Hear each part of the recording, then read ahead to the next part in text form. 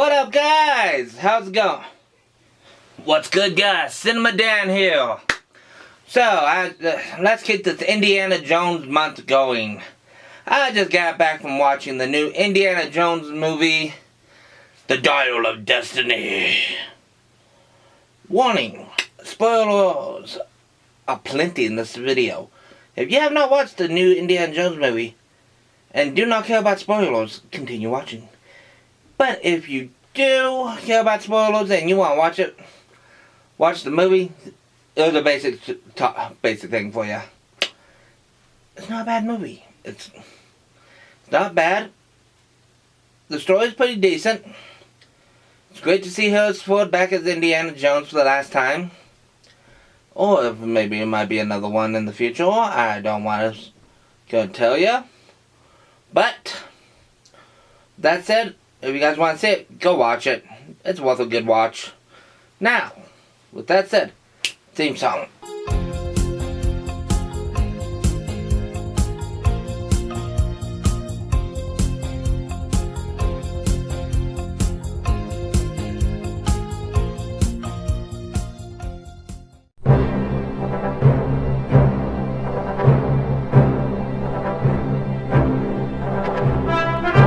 Alrighty, guys. Alright, guys. Welcome to the deep dive of Indiana Jones and the Dial of Destiny. So, to start off with is, what's up with the critics not liking this movie? It was, in my opinion, my honest opinion, it was better than The Kingdom of the Crystal Skulls. It felt more like Indiana Jones.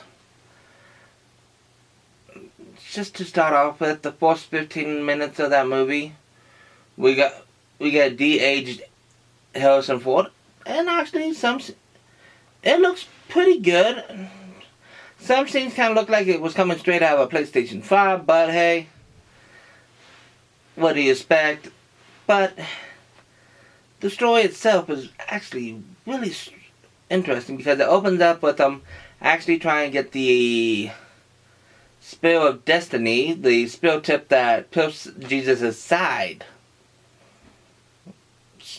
The Nazis have it. Surprise! The return of the Nazis!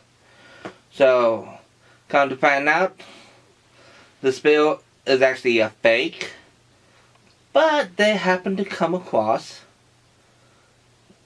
Archimedes, an invention that Archimedes made.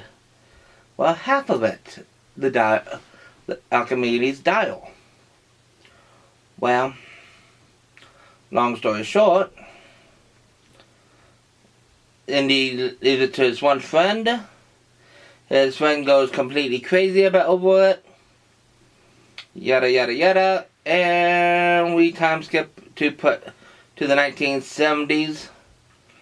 Around 1969, because Apollo 11 just happened, the astronauts just came back home. So yeah, about 1969, 1970s. But surprise, we got to come to find out that he is. We get a glimpse of a few little things, and if you pay attention to Indiana Jones' apartment, you see a few little things like a flag right next to Shia LaBeouf's character, picture of Shia LaBeouf's character.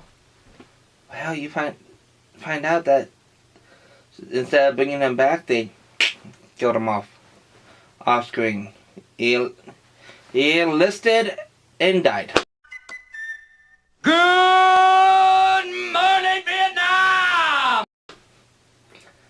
Well, that just happened. But we're also introduced to, well, Indiana Jones's friend who has the Dial of Destiny's daughter.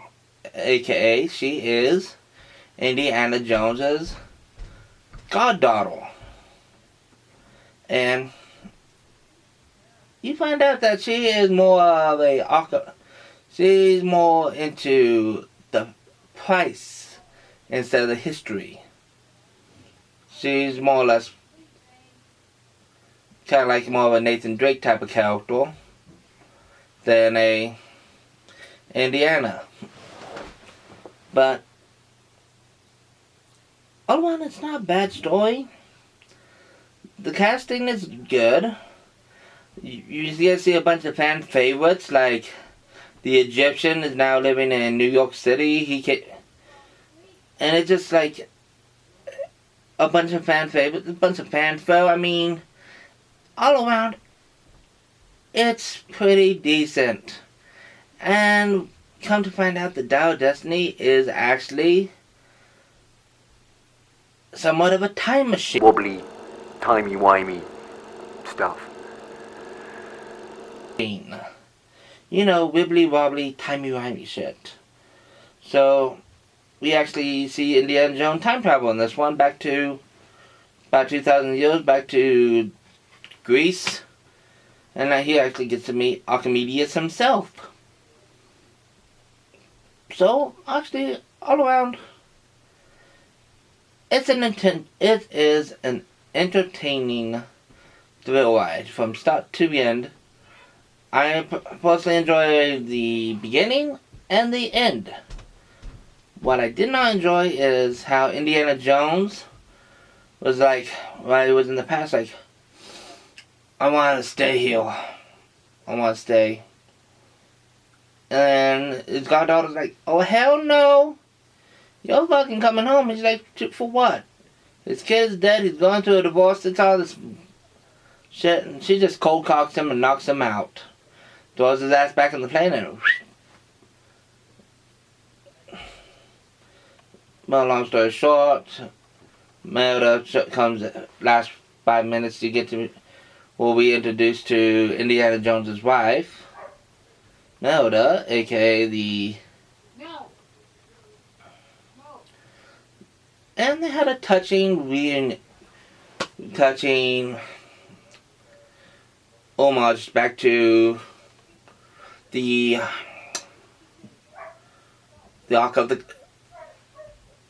Covenant. Well, Indiana Jones lying in bed, and she's like, "What is it hot?